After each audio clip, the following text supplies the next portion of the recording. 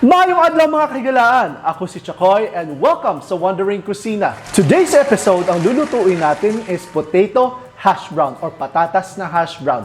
Now, ang patatas dito, walang tapon. At ang magluluto nito is si Chef Mark.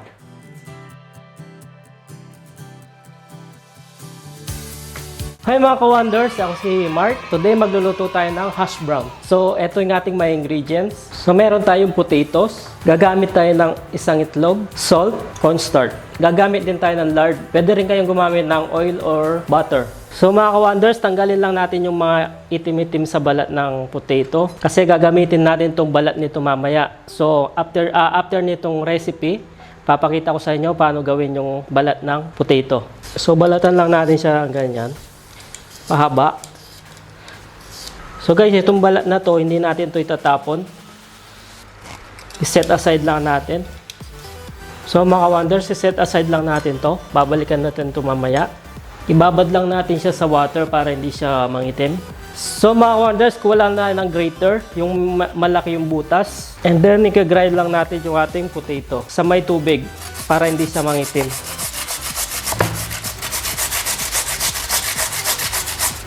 So mga wonders, dapat ganito siya. Yan. So now mga ka-wonders, i-drain natin yung tubig nung nung potato.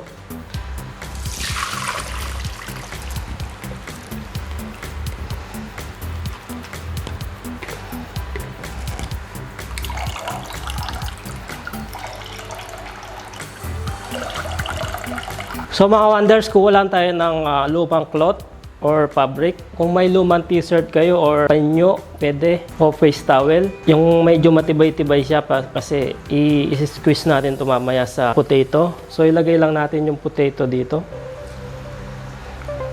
para mawala yung excess liquid niya. Then pipigain lang natin siya ganyan. See? Ang dami pa niyan tubig. So mga wonders, lalagay lang natin sa bowl yung yung pinigang potato. Dry na siya, medyo wala na siyang water. So mga wonders, kuha lang tayo ng pan. And then ilagay natin yung ating lard. O kung wala kayong lard, pwede kayong gumamit ng butter or oil. So ilalagay lang natin yung potato natin. Haluin lang natin siya para hindi dumikit sa ilalim ng pan natin. This process mga ka-wonders, para lumambot yung ating potato, iinit natin siya. Lalagyan natin siya ng konting asin para magkalasa siya.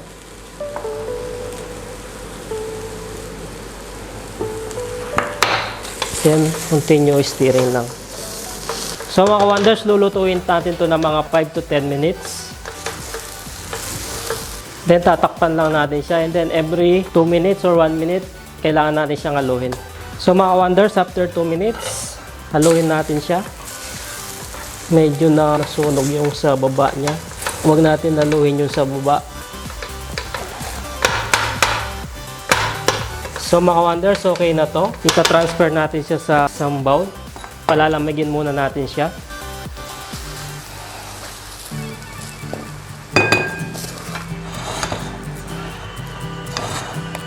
Mga ka-wonders, medyo malamig na yung potato natin. So, lalagyan natin siya ng 1 tablespoon of corn starch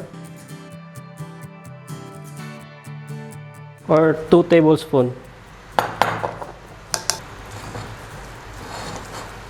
Itong corn starch, mga ka-wonders, pampakrunchy or pampalutong siya ng ating hash brown. So, ibibit lang natin itong 1 egg natin. Hindi natin ito lalagay lahat. Konti lang siguro.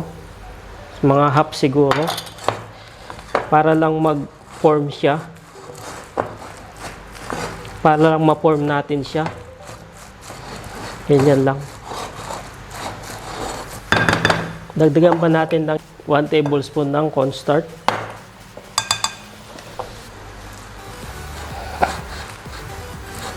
Okay na to. Mga ka-wonders, kung meron kayong mga moldihan or ganito, pwede nyo siyang gamitin. So kung wala, pwede nyo kamayin. Ito yung gagamitin ko. Lagay lang natin siyang ganyan dito. Diretso. Mas madali kung may ganito kayo.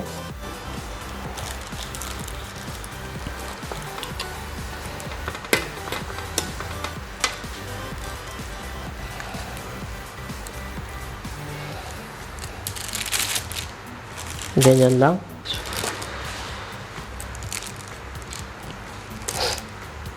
So mga ka-wonders, ilalagay natin sa freezer ito ng 30 minutes. So pag dinip-fry natin siya is crispy siya.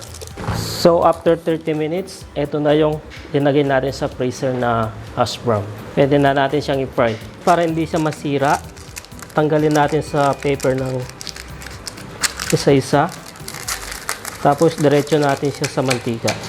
Check natin kung mainit na. Mainit na kasi nagbabos na yung wooden ladle natin. So, lalagay na natin. So, ganyan lang. So, ilagay pa natin yung isa. Yan. So, guys, golden brown lang natin siya. Pag nag-golden brown na siya, it means okay na to. So, guys, tingnan nyo, nagbo-brown na siya.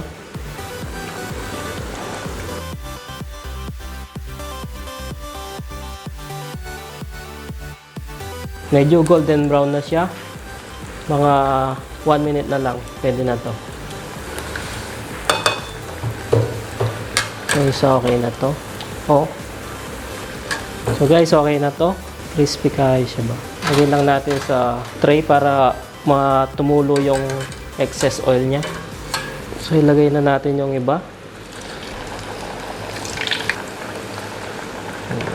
So mga wonders, i-flip-flip lang natin siya or baligtarin lang natin siya para hindi masunog yung sa ilalim niya, para pantay yung ano niya, cook niya.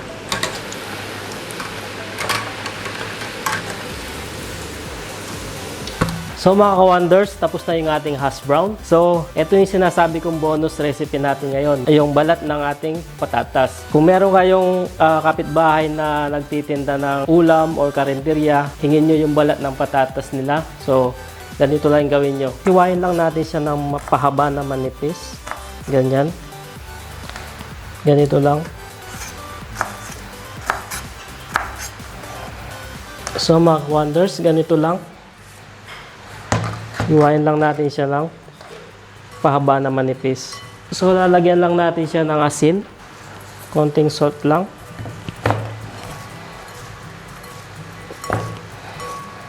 Then, lalagyan din natin siya ng corn starch para maging crispy siya.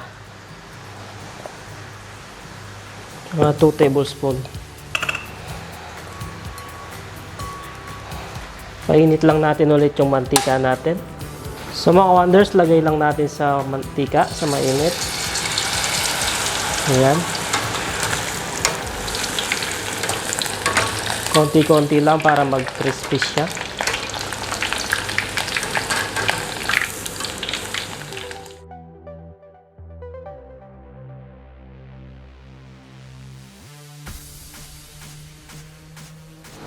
So ayan lang.